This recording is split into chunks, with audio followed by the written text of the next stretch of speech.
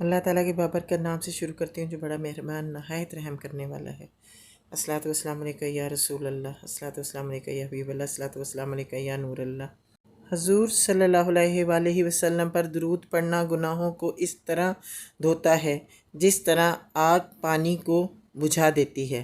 اللہم صلی علی محمد النبی الامی وعلی آلہ وسلم تسلیما۔ السلام علیکم ورحمۃ اللہ وبرکاتہ۔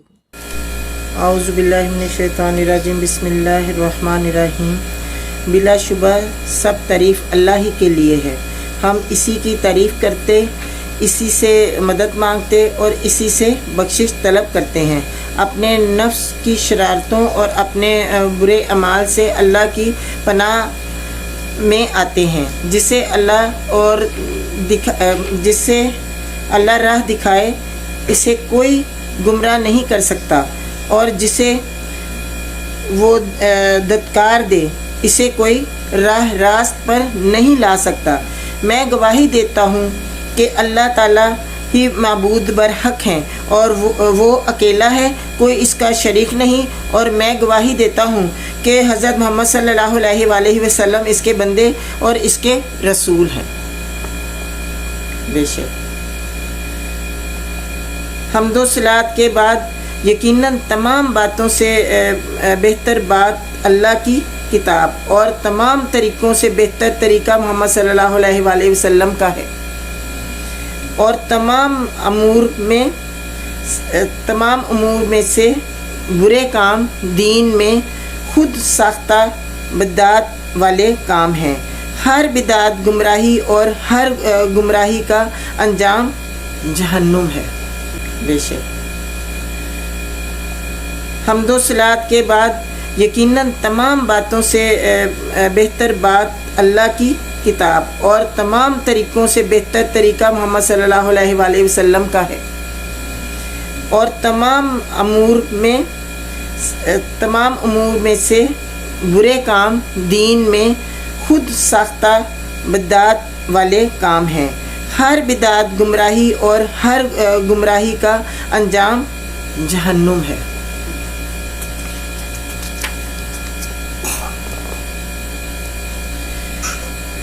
اے اہل ایمان، اللہ سے ڈرو جیسا اس سے ڈرنے کا حق ہے، اور تمہیں اس حال میں موت آئے کہ تم مسلمان ہو۔ لوگوں، اپنے رب سے ڈرو جس نے تمہیں ایک جان سے پیدا کیا ہے، پھر اس کی بیوی کو بنایا، اور پھر ان دونوں سے بہت سے مرد اور عورت پیدا کیے اور انہیں زمین پر پھیلا دیا۔ جو حضرت آدم علیہ السلام کو جب پیدا کیا تو اس میں سے پھر اللہ تعالیٰ نے مرد اور عورت پھر پیدا کیے نا، اس میں سے اللہ تعالیٰ نے نکالے اپنی رحمت سے، تو وہ اس کا ذکر کر رہے ہیں۔ بہت سے مرد اور عورتیں پیدا کیں اور انہیں زمین پر پھیلا دیا۔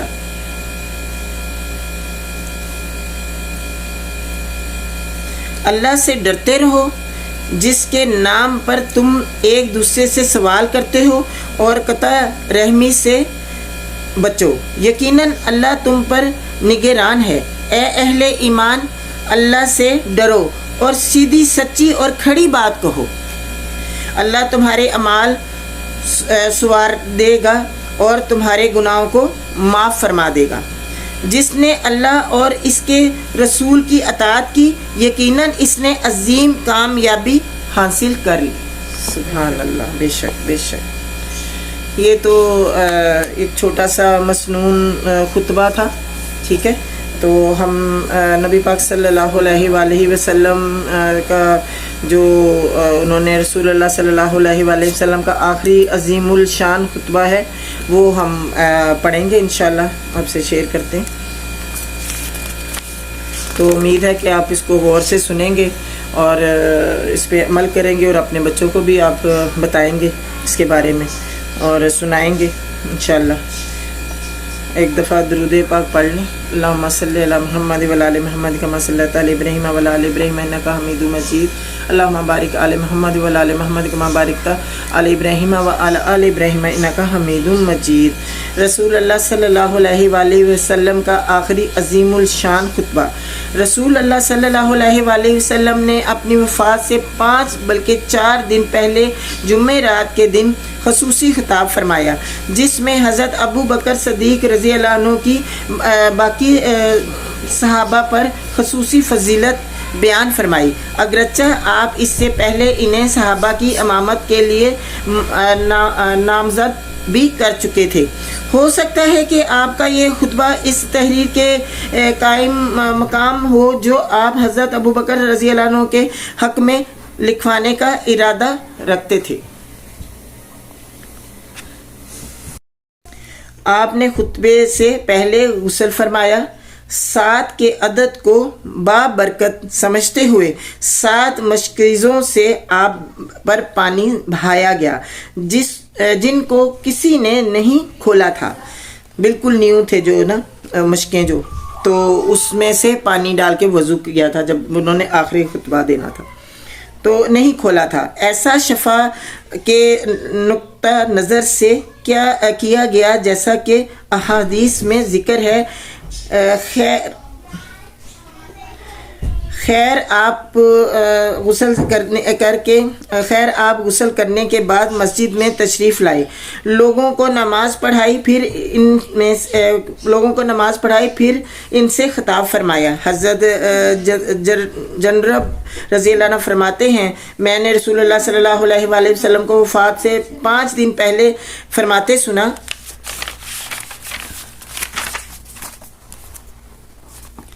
मैं अल्लाह ताला के सामने इससे ऐलान बरात करता हूँ कि तुम में से कोई मेरा खलील हो, क्योंकि अल्लाह ताला ने मुझे अपना खलील बना लिया है।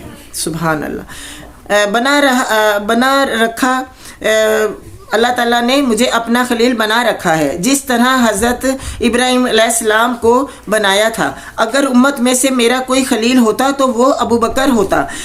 ख़बरदार, तुम में से पहले लोग अपने अंबिया और सालिहा की कब्रों को सजदा गाह बनाते थे।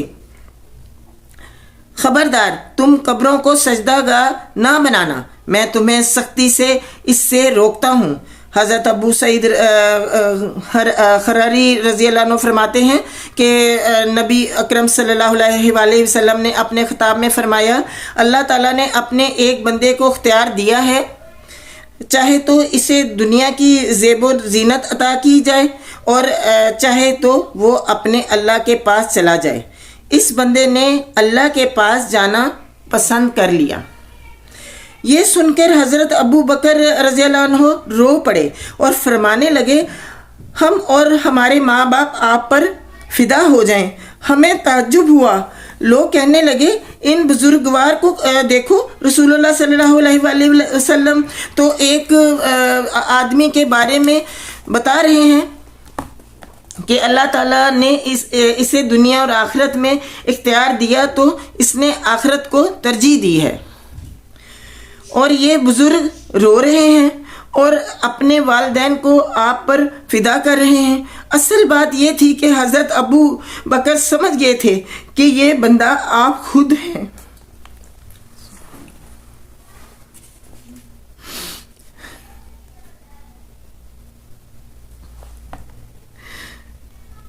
मगर हम ना समझ सके और वो हम में से बहुत समझदार थे। रसूलुल्लाह सल्लल्लाहु अलैहि वसल्लम ने फरमाया, अबू बकर मत रो। फिर फरमाने लगे, मेरा साथ देने और मुझ पर माल खर्च करने में अबू बकर का एहसान सबसे ज़्यादा है। अगर मैं अपनी उम्मत में से किसी को खलील बनाता तो अबू बकर को बनाता। लेकिन इस्लामी प्यार मोहब्बत ही काफ़ी है। मस्जिद में किसी का दरवाज़ा खुला ना रहे, मस्जिद में किसी का दरवाज़ा खुला ना रहने दिया जाए सिवाय अबू बकर के दरवाज़े के। ارشاد بالا سے یہ احکام و فوائد اور اسباق حاصل ہوتے ہیں۔ حضرت ابو بکر رضی اللہ عنہ کے دروازے کے سوا باقی تمام دروازے بند کرنے کے نبی حکم سے معلوم ہوتا ہے کہ وہی خلیفہ ہوں گے۔ یہ روایت حضرت ابو بکر رضی اللہ عنہ کی فضیلت پر واضح دلیل ہے۔ نیز یہ کہ وہ صحابہ میں سب سے بڑے عالم تھے، کیونکہ جو شخص زیادہ سمجھدار ہو اسے بڑا عالم کہا جا سکتا ہے۔ مزید برآں ابو بکر رضی اللہ عنہ رسول اللہ صلی اللہ علیہ وآلہ وسلم کو سب سے زیادہ محبوب تھے۔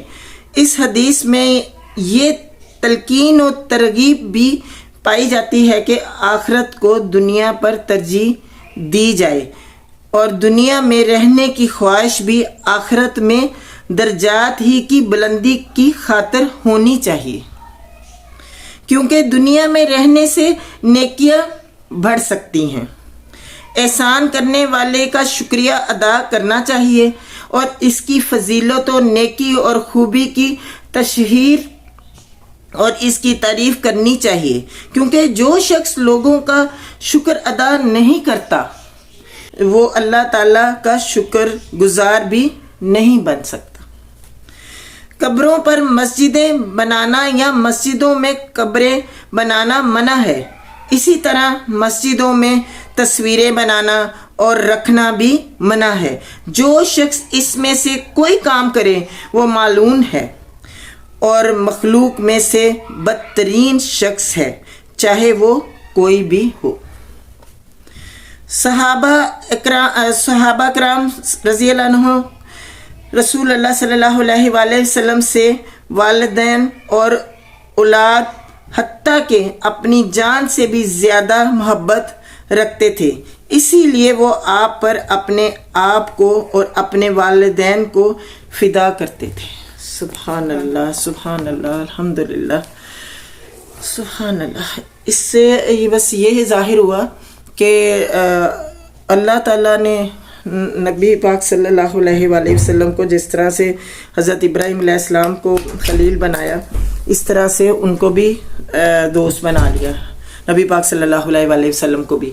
تو پھر ان کو کہہ رہے ہیں کہ مجھے پھر ضرورت نہیں پڑی کہ میں کسی اور کو دوست بناؤں دنیا میں، تو اگر میں بناتا تو میں پھر ابو بکر کو بناتا، کہ انہوں نے مال و جان میں اور ہر معاملے میں ان کا ہر بار ساتھ دیا، اور بہت اچھے مطلب دوستوں کی طرح بہت اچھے ان کے ساتھ رہے۔ تو یہ اس وجہ سے وہ کہتے اگر میں بناتا تو پھر میں یہ حضرت ابو بکر صدیق کو بناتا۔ سبحان اللہ۔ تو اس لیے جب بھی آپ کوئی دوست بنائیں نا تو پہلے اس کو دیکھیں کہ وہ آپ کا کتنا سنسیئر ہے، وہ آپ کو استعمال تو نہیں کر رہا، آپ کا فائدہ تو نہیں اٹھا رہا۔ اگر تو وہ آپ کا فائدہ اٹھا رہا ہے اس کو اچھی طرح پہچان لیں۔ اللہ تعالیٰ کا حکم ہے کہ اچھی طرح پہچان لو لوگوں کو، تو اس کو اچھی طرح پہچان لیں کہ کوئی آپ کو دھوکہ تو نہیں دے رہا، اس کی آپ کہیں نہ کہیں اس کا پتہ کروا لیں۔ اگر آپ نے لین دین کا کوئی معاملہ کرنا ہے تو اس بندے کا پہلے پتہ کروا لیں، گواہ بنائیں۔ یہ اللہ تعالیٰ کا حکم ہے کہ 4 گواہ اپنے ساتھ رکھ لیے، جب آپ لین دین کا کام کریں تو گواہ رکھو، ان کو لکھ لو تاکہ دھوکہ بازی نہ ہو، کچھ ایسا نہ ہو بدل نہ ہو جائے۔ لکھنا بہت ضروری ہے، یہ سنت ہے، اللہ تعالیٰ کا حکم ہے قرآن پاک میں کہ لکھ لو۔ میں نے جو سورۃ بقرہ کمپلیٹ ہو رہی ہے الحمدللہ، اس میں یہ پورا ذکر ہے، سورۃ بقرہ میں پورا ذکر ہے کہ جو بھی لین دین ہے اس کو لکھ لو، تحریر ہونا چاہیے، نہیں تو پہ گواہ ہونے چاہیے۔ آپ جب آپ دے رہے ہیں نا کسی کو کچھ، تو آپ کے پاس کوئی ایک گواہ، سفر میں بھی کہہ رہے ہو تو آپ کسی نہ کسی کو، اگر آپ کچھ دے رہے ہیں تو کسی کو گواہ بنا لو۔ اگر وہ گواہ مکر گیا تو وہ پھر کسی اور کو مطلب آپ گواہ بنائیں، لیکن اس کی بھی آپ کر لیں تسلی کہ یہ گواہ صحیح ہے یا نہیں ہے۔ یہ بہت زیادہ احتیاط کی ضرورت ہے، کیونکہ ہم بعد میں نا نقصان جب ہمارا ہو جاتا ہے پھر بعد میں ہم بہت پچھتاتے ہیں کہ یہ دھوکہ دے کے چلا گیا، اس کو کیسے پھر اسے واپس، جس نے دھوکہ ہی دے دیا وہ واپس کہاں پیسہ کرے گا، وہ اس کا تو دل بے ایمان ہو گیا، ختم. اور جو بیچارے کا پیسہ گیا وہ بیچارہ پریشان حال، وہ کس طرح سے وہ کور کرے گا، کس طرح سے پورا کرے گا یہ سارا نقصان. تو اس لیے سوچ سمجھ کے دوست بنائیں. اول تو دوست بنائیں نا، اگر کوئی دوست بنائیں تو سوچ سمجھ کے کہ جو سنسیئر ہو، اس کے دکھ میں اس کے ساتھ ہو. دوست کو آزمانا ہے نا تو پہلے یہ دیکھو کہ وہ جب آپ تکلیف میں ہو وہ آپ کے ساتھ کھڑا ہے یا نہیں کھڑا. خوشی میں تو آپ کے ساتھ عام خاص سب ہو جائے گے، ٹھیک ہے، چل کرنے کے لیے. لیکن جب پریشان ہیں آپ، مشکل میں ہیں، اس وقت آپ دوست کو آزماؤ کہ اس وقت وہ کہاں ہے، وہ آپ کے ساتھ کھڑا ہے یا نہیں کھڑا. پھر آپ کو سمجھ آئے گا کہ وہ آپ کا دوست ہے بھی تھا کہ نہیں. ٹھیک ہے، بس یہ احتیاط کی ضرورت ہے. چاہے وہ کوئی عورت دوست ہے، چاہے مطلب سہیلیاں جیسے ہیں، اس میں سے بھی بہت ساری ایسی ہوتی ہیں، اور چاہے مردوں میں سے جو دوست بناتے ہیں وہ بھی سوچ سمجھ کے بنائیں. بس اللہ تعالی ہمیں توفیق دے اور کہ ہم نا لوگوں کو سمجھتے ہوئے چلیں اور دھوکے سے بچیں. ایسے جو لوگ نافرمان ہیں، جو دھوکے بازی کو کچھ سمجھتے ہی نہیں ہیں کہ دیکھی جائے گی، ان سے بچیں ہم انشاءاللہ. آخرت میں ان کا کوئی حصہ ہی نہیں ہے. ان لوگوں کا جو دھوکے بازی لوگوں سے کرتے ہیں نا، ان کا آخرت میں کوئی حصہ نہیں. یہ اللہ تعالیٰ نے حکم دیا. جو کسی کا حق مار لیتے ہیں ان کا آخرت میں کوئی حصہ نہیں ہے. وہ دنیا میں ہی اس جو حق مارا ہے اس کا وہ عیش کر لے، جو مرضی کر لے. اللہ تعالیٰ اس کو ڈھیل دے دیتا ہے، رسی اس کی کھول دیتا ہے کہ لگے رہو، آخر میں تمہیں کھینچوں گا. پھر اس کی سزا کیا ہوتی؟ جب تک اپنی زندگی میں وہ توبہ نہیں کر لیتا، جو اس نے مال کسی کا غیبت وہ کر کے یا جو اس نے دھوکہ کر کے مال کمایا ہے، اس کو وہ مال واپس نہیں کر دیتا. چاہے وہ اس نے سود کی شکل میں لیا ہے، جب فراڈ کر کے لیا ہے، وہ جب تک اس کو واپس نہیں کرتا، یا جس کے ساتھ دھوکہ بازی کی ہے وہ معاف نہ اس کو کرتے، تب تک وہ اللہ کے جو ہے نا حضور جو ہے نا اس کو اللہ تعالیٰ پھر معافی نہیں ہے، اس کو پوچھے گا پھر اللہ تعالیٰ. تو اللہ تعالیٰ ہمیں معاف کر دے اور ہمارے اعمال کو بہترین بنائے اور ہمیں بہترین لوگوں سے ملوائے اور ہمیں بہترین عمل کرنے کی ہمیں توفیق دے اور بہترین صحبت کی توفیق دے. ہمارے بچوں کو بہترین صحبت اللہ تعالیٰ دے. تو ہم اللہ تعالیٰ سے دعا کریں گے، اچھی امیدیں رکھیں گے اور بہتری کی طرف جائیں گے، تو اللہ تعالیٰ ہم دعا کریں گے تو اللہ تعالیٰ ہمیں بہتری کی طرف لے کے جائے گا نا. تو ہم دعا ہی نہیں کریں گے، ہم جیسا ہے چلتے جا رہے ہیں، نہ نماز پڑھنی ہے، نہ قرآن پڑھنا ہے، نہ قرآن میں سے پڑھنا ہے کہ اللہ تعالیٰ نے کیا حکم دیا اس کے مطابق چلیں. ہم جب ایسے ہی چلتے جاتے ہیں اپنی مرضی کی زندگی تو اس میں پھر نقصانات ہوتے ہیں. ٹھیک ہے، ہاں جی ہاں جی. نماز بھی پڑھنی ہے تو وہ کیسی نماز ہے کہ جس میں بس وہ ایسے ٹکرے مارتے ایسے بس بھاگتے ہیں، جی ہم نے کمانے کے لیے نکلا، ہم تو بس میں نے کہ اللہ کے آگے بھی عاجزی سے تھوڑی دیر وقت نہیں اللہ تعالیٰ کو دیتے. اللہ تعالیٰ کو بہت مانگنا پسند ہے اور اللہ تعالیٰ کے آگے سجدے میں جائیں. اور پھر اللہ بہت پسند کرتا ہے جب تہجد میں آپ اپنی نیند کو برباد کر کے آپ وہاں پہ آ کے آپ کھڑے ہیں جان نماز پہ. ٹھیک ہے، اور آپ مسلسل اللہ کے ذکر کے اور فکر میں لگے ہیں اور اللہ تعالیٰ پہلے آسمان پہ ہے اور وہ دیکھ رہا ہے کہ میرا بندہ میرے لیے کھڑا ہے. اسپیشل اس نے اپنی نیند خراب کی ہے اور وہ میرے لیے کھڑا ہے، تو پھر اللہ تعالیٰ اس کی دعائیں اس وقت کی جو چاہے تہجد میں کی ہیں وہ قبول منظور کرتے اور جلدی قبول ہو جاتی ہیں. کیونکہ ہمارے نبی پاک صلی اللہ علیہ وسلم کا بھی یہی طریقہ تھا نا، وہ پہلے وقت میں سو جاتے تھے تو اس کے بعد وہ اپنی نیند پوری کر کے وہ بیچ میں اٹھتے تھے اور پھر اتنی عبادت کرتے تھے، اتنا وہ کہتے کہ ان کے پاؤں سوج جاتے تھے، اتنی عبادت. اور بالکل جو لاسٹ ٹائم رہتا تھا جیسے نماز فجر سے آدھا گھنٹہ پہلے وہ پھر وتر پڑھتے تھے، پھر دعا جو مانگتے تھے تو وہ اللہ تعالیٰ کے ہاں بہت مقبول ہے.